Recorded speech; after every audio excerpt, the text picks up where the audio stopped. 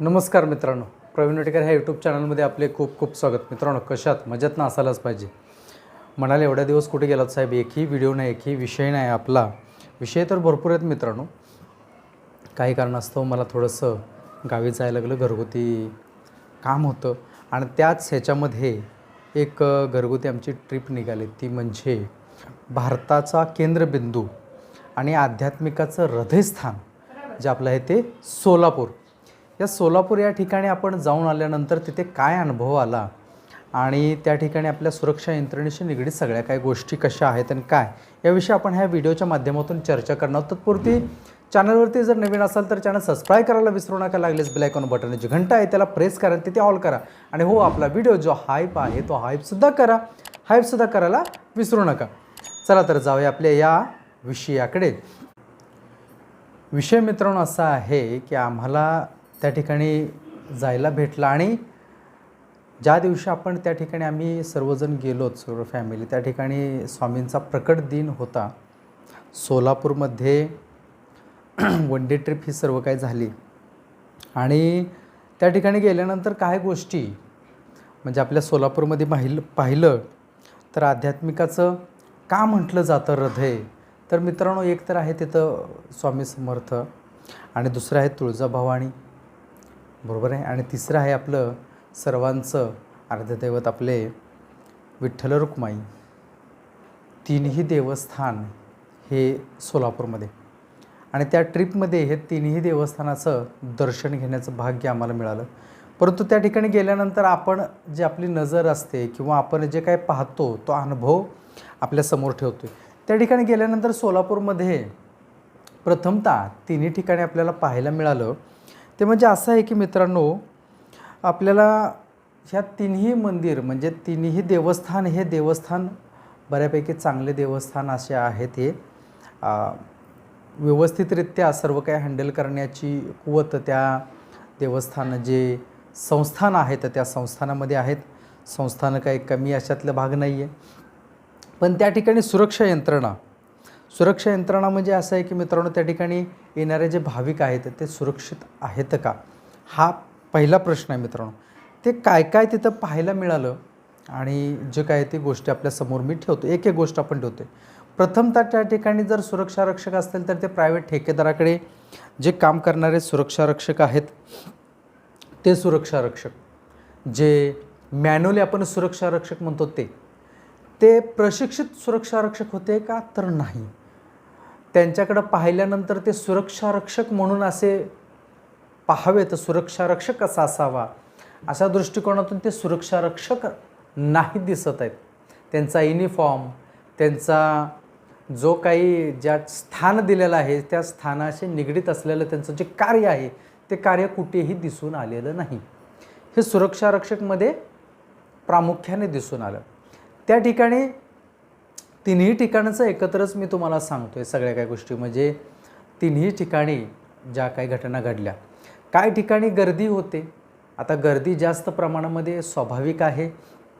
होणं crowd control करणं हा सुरक्षारक्षकाच्या अंतर्गत येणारा प्रश्न आहे मित्रांनो. त्यामुळे क्राऊड कंट्रोल जो आहे, जो गर्दी होते त्याला कंट्रोल करायचं काम हे त्या सुरक्षारक्षकाचं आहे.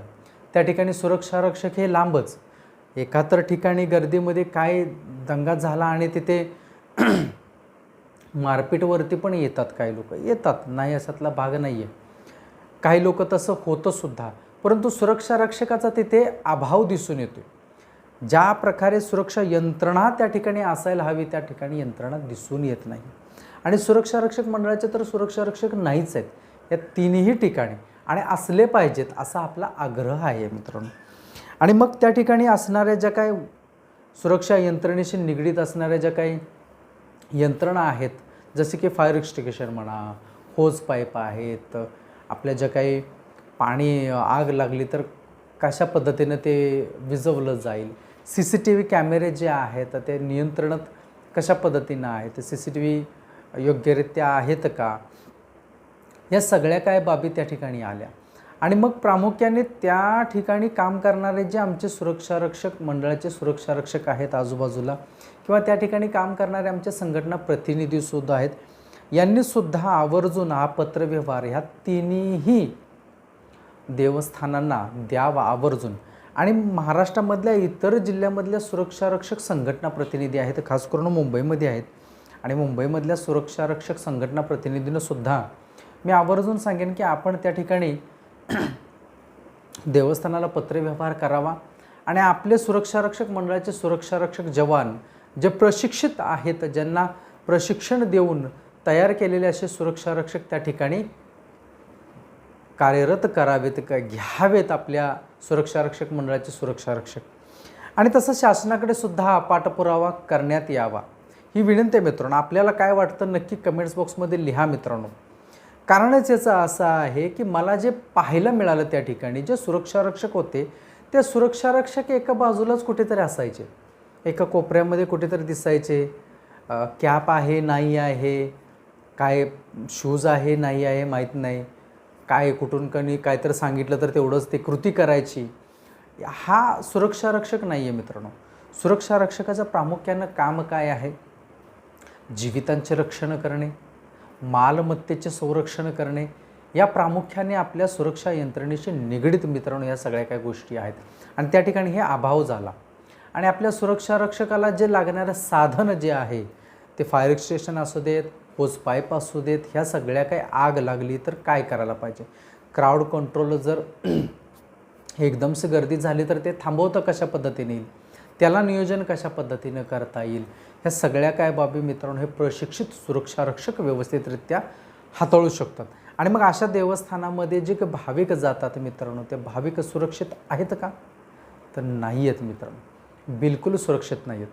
काही ठिकाणी एवढी गर्दी होते, त्या ठिकाणी काय काय गोष्टी तर अशा आहेत मित्रांनो की त्या सांगाव्यात का न सांगाव्यात अशासुद्धा आहेत मित्रांनो. आणि त्या न सांगितलेल्याच बऱ्या आहेत. आपण जाऊन आला असेल तर आपल्याला अनुभव आला असेल.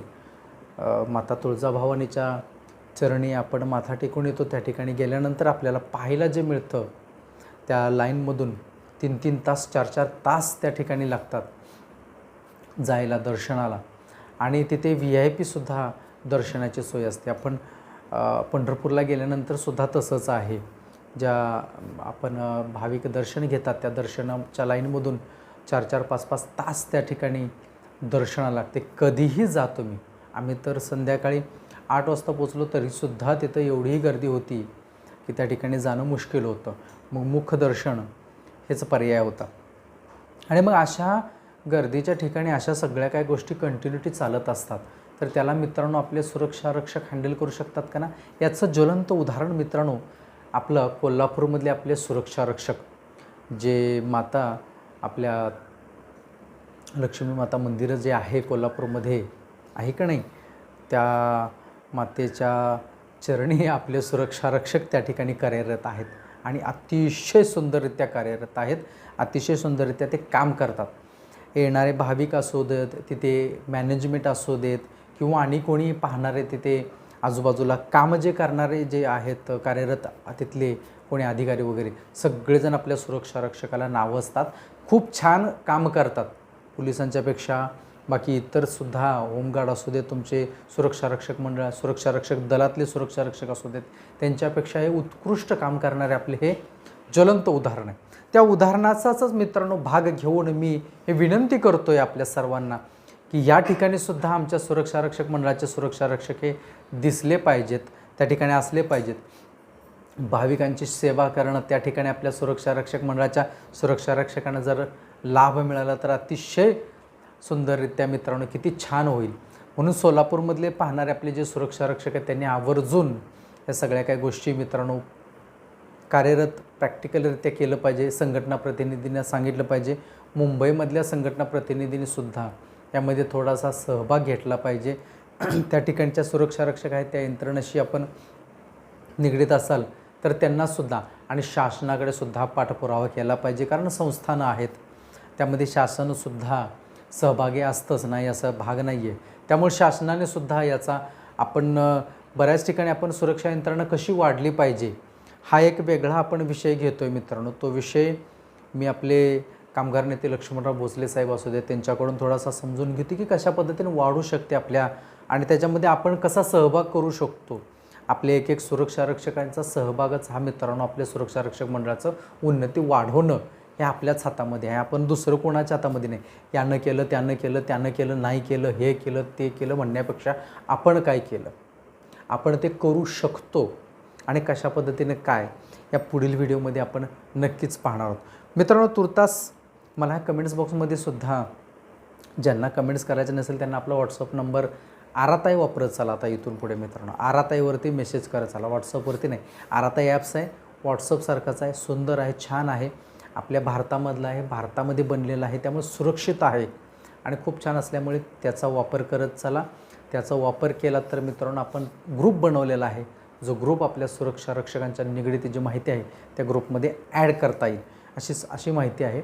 आणि आता जाता जाता आपल्या सुरक्षा रक्षक मंडळ सांडपाडा मुंबई या सुरक्षा रक्षकांना मित्रांनो आपण सांगू इच्छितो की आय डी कार्ड जे आहे ते वाटप होतं आहे, वाटप होणार आहे. ते कसं आणि कशा पद्धतीने आणि काय आहे, कितीपर्यंत आलेले आहेत आय डी कार्ड आणि कशा नंबरिंगप्रमाणे आहेत, हे संपूर्णतः माहिती मित्रांनो पुढील व्हिडिओमध्ये आपण नक्कीच देऊया. तुर्तास थांबूया मित्रांनो. व्हिडिओ आवडल्यास लाईक करा, शेअर करा, चॅनल सबस्क्राईब करायला विसरू नका. जाता जाता भेटूच आपण पुढील व्हिडिओमध्ये. तोपर्यंत आपली सर्वांची काळजी घ्या. नमस्कार.